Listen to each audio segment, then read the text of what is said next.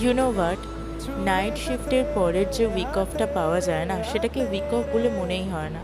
ওটা জাস্ট একটা random day বলে মনে হয়। কারণ অর্ধেকটা সময় তোমার অফিসেই কেটে যায়, আর বাকিটার সময় ঘুমাতেই কেটে যায়। নিজের জন্য আলাদাভাবে কোনো টাইমই পাওয়া যায় না। আমার মতো যারা যারা কল সেন্টার মানে বিপিও সেক্টরে কাজ করে, তারা এই ব্যাপারটা ভালোভাবে রিয়েলাইজ করতে পারে যে নাইট শিফটিংটা কতটা পেনফুল হয়। তো যাই হোক, আমার ছিল একটা উইক অফ। তো উইক অফের দিনও র্যান্ডাম রুটিনই আমি ফলো করেছি, বিশেষ কিছু হাবিজাবি রাখিনি। বাট হ্যাঁ, এই আজকের লাঞ্চটা একটু স্পেশাল করার চেষ্টা করেছি। সুইগিতে আমি বহু কাস্টমারের অর্ডারে দেখেছি বক্সের দেশি মিলস থেকে তারা অর্ডার করে।